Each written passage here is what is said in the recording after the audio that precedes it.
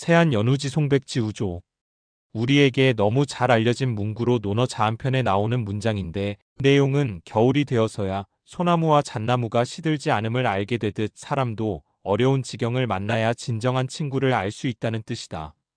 특히 한국 사람에게 더 친숙한 것은 논어에 나오는 유명한 문구이기도 하지만 제주도에서 귀양살이를 하던 추사 김정희 1786년 1856년에게 제자 이상적 1804년 1865년이 스승이 좋아하는 책을 구입하여 보내주자 추사는 보답을 고민하다 1844년 58세 때 세안도 국보 제180호를 그려주면서 위 내용을 적었다.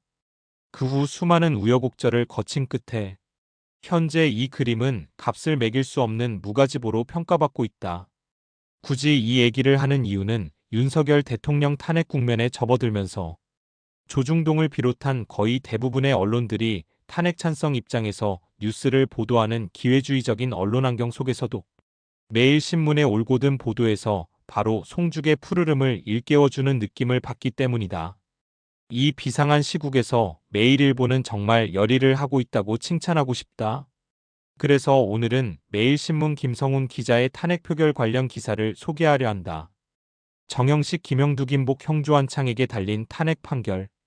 헌법재판소가 여론의 풍향에 따른 정치재판이기에 장외에서 서로 유리한 여론 환경을 만들기 위하여 애국 세력들에 의한 탄핵 반대 집회와 좌익 세력들에 의한 탄핵 찬성 집회 열기가 고조되어 가고 있는 와중에 지난 2월 15일에는 좌익의 심장인 전라도 광주에서 세이브 코리아가 전환길 강사를 전면에 내세워 대규모 장외 집회를 성황리에 마침으로써 여론전에서는 애국 세력이 압도적 우세를 견지해가고 있다고 본다. 한편 헌재 내에서는 최영배 헌재소장 권한대행에 의한 졸속 심리가 진행되어 가는 과정에서 오늘자 신문들은 오는 2월 25일 최종 변론을 끝으로 헌재에서의 심리를 종결하고 3월 중순경 운명의 탄핵 여부에 대한 결정이 날 것이라는 보도를 일제히 하고 있다. 현재 헌재 구도는 지난 이진숙 방통위원장 탄핵 결정 때 나타난 4대4 구도를 기본으로 하여 예상되는 경우에 수들을 시뮬레이션을 해본다. 이진숙 방통위원장 탄핵 때 나타난 대로 문영배 헌재소장, 권한대행을 비롯해 이미선, 정계선, 정정미 재판관은 진보 세력을 위한 답정심답을 정해놓은 심판이 나올 것이 99% 이상일 것이라는 권성훈 기자의 예상에 공감한다. 즉 헌재 좌익 4인방의 무조건 탄핵 찬성 표결을 할 인물들을 제외하고 나면 실제 헌재 판결은 나머지 4명인 정영식 김영두 김복 형주한창 재판관들에게 달려있고 추가적으로 최상목 대행이 임명하지 않은 40여기라는 변수가 남아있는 상황이 된다. 그러나 이진숙 방통위원장 탄핵 표결 때와 같이 정영식 김영두 김복 형주한창 사인이 여전히 확고한 입장을 고수해준다면 그때는 비록 40역을 임명하더라도 5대4로 탄핵이 기각되어 윤석열 대통령은 즉시 직무에 복귀하게 된다. 여기까지는 애국 세력 쪽에서도 이재명과 좌익들도 다 계산하고 있을 것이다. 바로 이 대목부터 보다 정밀한 시뮬레이션이 필요하다고 보는데 좌익들은 벌써 2단계부터의 변수를 고려하여 은밀한 공작을 벌이고 있을 것이라 짐작하니 다소간 염려가 되기도 한다. 2단계에서 고려해야 할 아주 중요한 사항이 바로 이재명이 공직선거법 위반으로 중형이 확정되는 순간 대선자금 434억여 원을 반환해야 한다는 점이다.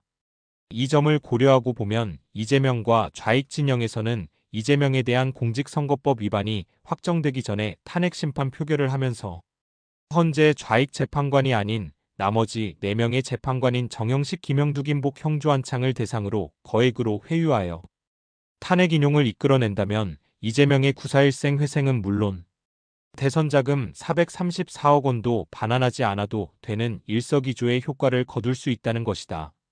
이재명은 이미 2019년 선거법 위반으로 1심, 2심에서 유죄를 선고받은 적이 있고 대법원이 그걸 확정만 하면 그의 정치 생명은 완전히 끝날 것이었다.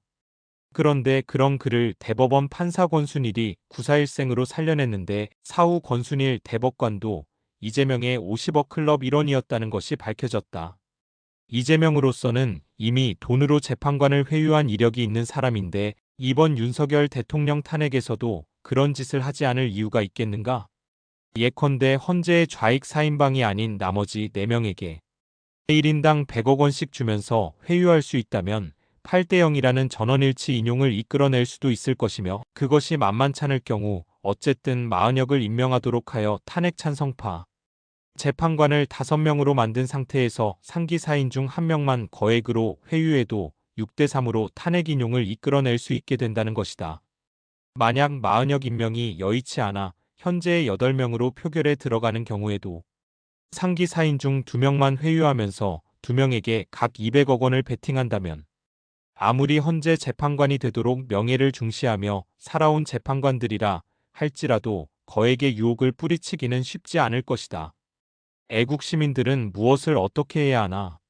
상기와 같은 시뮬레이션을 감안하고 우리 애국 시민들은 어떤 자세와 행동을 해야 할까? 간단하다.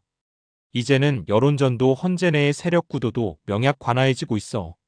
여론전에서는 이미 애국 시민들로부터 사망 선고를 내린 조중동 등 기성 언론의 여론 선동질에 휘둘리지 말고 지금껏 지켜봐온 신뢰할 만한 새로운 미디어인 유튜브 등에서 보다 정확한 여론의 향방을 점검해가면서 헌재에서의 진행사항을 지켜보는 것이 중요하다고 생각한다.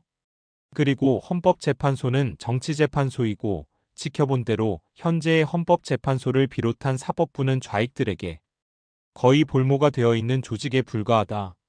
그럼에도 불구하고 여전히 양심과 소신에 따른 판결을 하는 정의로운 분들도 남아있기도 하기에, 그런 정의로운 소신을 가진 양심적 재판관들이 용기를 갖고 끝까지 자신의 소신을 견지해 나갈 수 있도록 장외 집회에 더 많은 사람들이 참여하는 것이 현 단계에서 애국 시민들이 할 수 있는 최선의 선택이 아닐까 생각한다. 그리고 그 다음은 소위 진인사대 천명의 자세로 운명에 맡기는 도리밖에 더 있겠는가?